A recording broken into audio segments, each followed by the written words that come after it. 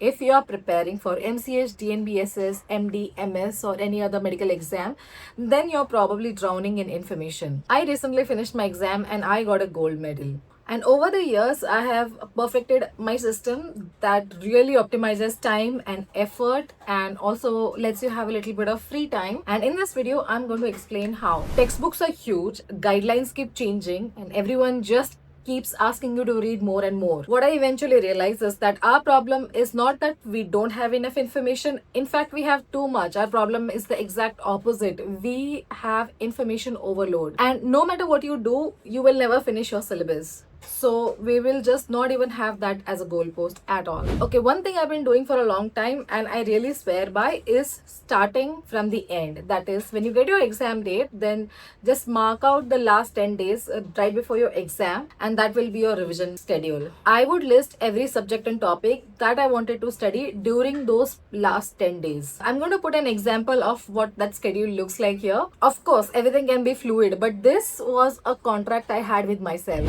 So everything I did before that was a preparation for being able to revise during these last 10 days. And then during my study, I understood the kind of notes I have to make in an effort to finish the syllabus within these time slots. For example, on August 25th, I had to study trials and paper 4. So during the course of my prep, I have to make this easily accessible for me. So when the day comes of when I have to rapidly revise, I don't have to take any more decisions. So previously, I used to have another notebook, but now in the age of iPads and AI, I will link all my trials in my iPad, or I will send it to another chat or add it to a project on my ChatGPT. Once I have this schedule done, I will ask myself, if I had just one day to study liver, what notes would I have in front of me?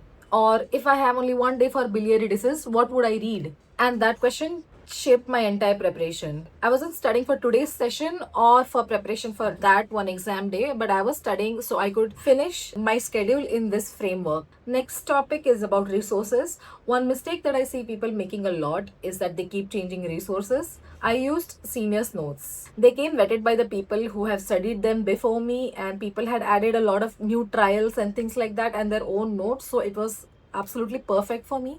If you're a surgical gastro resident, then your seniors probably have this and you should probably take them. They're amazing.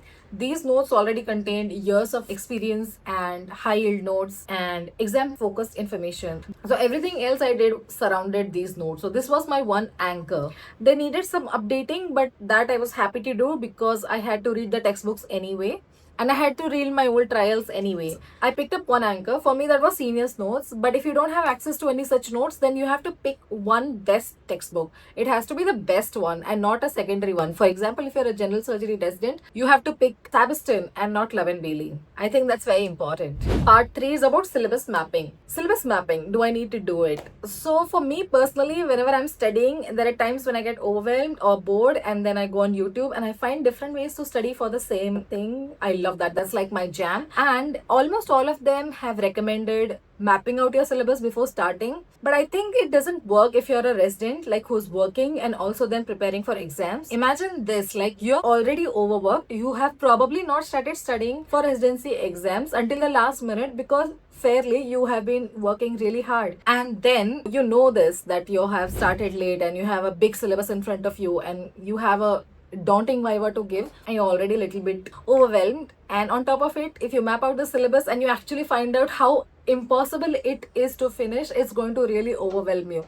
I have tried this multiple times and I strongly do not recommend this at all. Actually, I think when it comes to mapping out a syllabus, controlled ignorance is bliss. I will stand by these words. Now part 4, this is something I've done newly, which is using AI for studying. Now here's the fun part. With all its shortcomings and difficult implications on global warming, AI as a study tool is here to stay. That is a fact. When I studied last year, I only had ChatGPT and it has served me beautifully, even though it has this implications of funding genocide and we are not about that. So I do not recommend ChatGPT. So we'll be using Claude or something else. Gemini and Notebook are really good as well. And now already there are so many more. And when I come back to this video in a year, there will probably be more and better and more effective ways to study, which is exciting and also scary at the same time. If you have access to Clinical Key, which I think is mandatory for all universities to provide, then you have access to online versions of all textbooks, and then individually you can download one PDF per chapter.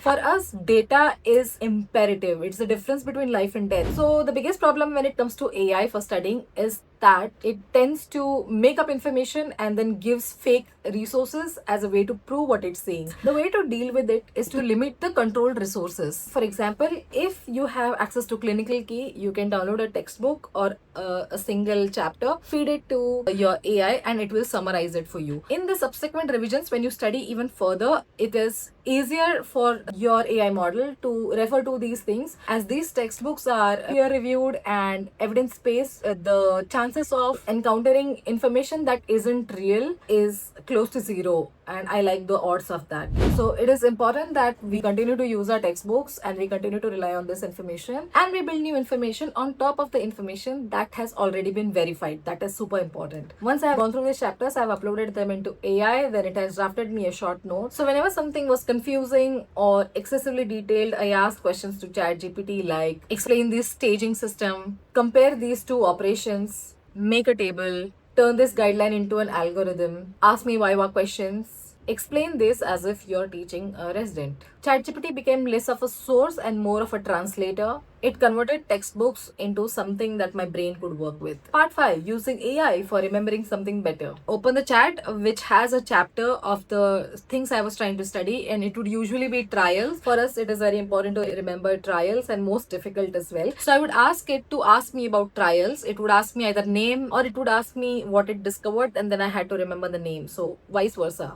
One thing I discovered is that ChatGPT isn't great at everything, but one thing it was good at is helping me in active recall. I tried doing the full fake Viva thing, but I found that the questions it asked were not of that quality, usually quite easy, and also it's not the same thing basically. So I would say things like, quiz me on pancreatic cancer trials, and it would. And then if I said something right, it would say okay, and then if I said something wrong, it would correct me, or it would add some other information in an effort to solidify my understanding. That turned my dead commuting into revision time. By the final few weeks, I wasn't trying to learn new information anymore. I was just trying to retrieve information quickly. And AI was less of a teacher and more like a study partner. Part 6. Using AI for Viva prep. Most important tip, take the exam, so please listen up well. The best way to prepare for a Viva is through mock Vivas. So start off by watching these on YouTube. Before you start watching, feed the basic case details into an AI model. Then whatever questions are asked by the examiner, also feed it to the AI model, and AI will give you such a beautifully crafted answer that no human will also be able to compare. And it will not only give you a list of points that you have to remember, but it would also structure it in a way that you can speak in an exam. So for Viva, the most important thing is like to be politically correct about it could be this and it could be that, and you are able to justify both but with good reason. And sometimes it's there in your head but you're not able to express it in the right way, and ChatGPT really trains you in how you can use language to make points very easy to understand for the examiner. I like this so much that just for this thing I would credit like ChatGPT for my success in the exam. I love this tip so much. It was given by one of the professors in a mock Viva video on YouTube. It changed my life completely. If you haven't tried it, please try it. I watched 1 or 2 mock videos per week in the duration of my preparation.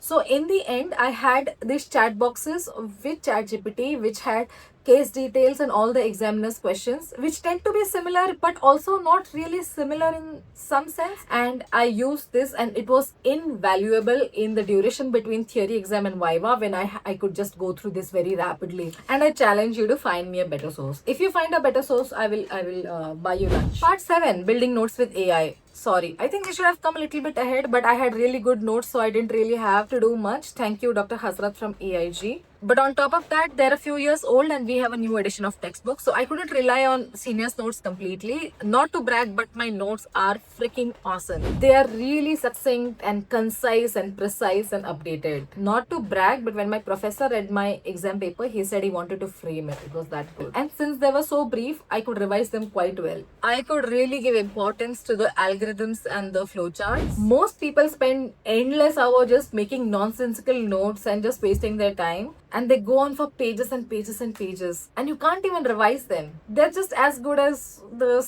original textbook. I use only the least number of words. I'm going to put a sample of my notes here. One long question gets one page summaries, which I can revise in the matter of minutes. And please, for the love of God, stop writing everything. Stop writing full sentences. They are not needed. If you have an iPad, it is such a powerful study tool to have. So I hope you will dump your pen and paper. Don't even be tempted, just dump it. Making notes on iPad was so easy because if a point mattered, so easily it could be added. If it didn't matter, I could remove it just as easily, and most importantly, everything could be searched very, very, very easily also. The goal wasn't to create more notes. The goal was to improve one master set of notes. And over time, those notes became stronger and stronger, and they contained senior wisdom, textbook concepts, and guidelines and algorithms, and everything was in a nicely understandable flow chart that I could revise more often and then I could recall very easily during exams. So part 7, now we are coming to the second revision part of it. The first read has taken like 1 or 2 months to finish my entire textbook. For the second revision, I had planned it to be 1 month long and plus a couple extra days to chill, obviously. In the second revision is where I put the most energy. I didn't collect any more information. I just transformed pre-existing information. So every disease became a flow chart or an algorithm or a decision tree, strictly, no exceptions. I used clinical guidelines extensively. Thank you, NCCN. I love NCCN. Guidelines are nothing but a large amount of information transformed into a small decision tree that is easy for use. What a precious resource. Even if you think about how you take decisions in your clinical day-to-day practice, it is most likely an algorithm. Like if this, then that. If it is resectable, then operate. If it is borderline, then systemic therapy. If it is unresectable, then palliative. The moment I converted a topic into a decision-making pathway, retention became dramatically easier. Part 7. Everything had to fit on a page. That became my obsession. Every disease had to be revisable quickly. Not because I was lazy, because the syllabus is too large. If I couldn't revise a topic properly, I might as well have never read it. That means my notes were still quite bloated. So I kept compressing and compressing and compressing until the topic became something that I could review within minutes. Part 8. AI cannot be a replacement for textbooks, even for a small doubt. I think there's a misconception that using AI means not having to read textbooks. That wasn't my experience. I still use textbooks regularly, especially when I didn't understand something. The difference was that textbooks became reference books. Whenever my notes had a gap, I went back. Whenever my algorithm had a break, I went back. Whenever I needed deeper understanding, I went back. But I always returned to my notes. The notes were home base. Part 9. The last 10 days. The final days were exactly what I had planned them to be. I was not hunting for new information, nor reading new chapters, no resource happening, just rapid revision. Every topic, every algorithm, every flowchart. And because I had done it so recently, that is exactly how my paper looked as well. So I read them over and over because all the hard work had been done months earlier. If I didn't say something in the last 10 days, I will probably not remember it in the exams. As simple as that. And out of these, some of them also warrant a last day revision right before the exam. So I would note this and read them in the free day before exam. On these last critical days, I have no decisions to make. I know exactly what I'm doing because decisions are so exhausting to make and I want to make as few decisions as humanly possible. In closing, the biggest lesson I learned is that exams are not won by the person who collects most information, but they're won by the person who can retrieve it the fastest during an exam. For me, ChatGPT wasn't a replacement for textbooks, but God was it useful. It was so good. I wrote a big thank you note to an AI, which was unnecessary and probably used a lot of free clean water that need not be used, but I just had to say a heartfelt thank you. It was a tool that helped me remember thousands of pages of information into a system that my brain could really use and use very well. My goal, it really helped me to read less and remember more. And the way I did that was by making notes, algorithms, flowcharts, and repeated revisions. And that's the system. Thank you. Please like, share, and subscribe. And if you have any AI related or otherwise study tips to share, then drop them in the comments. See you next time. And all the best.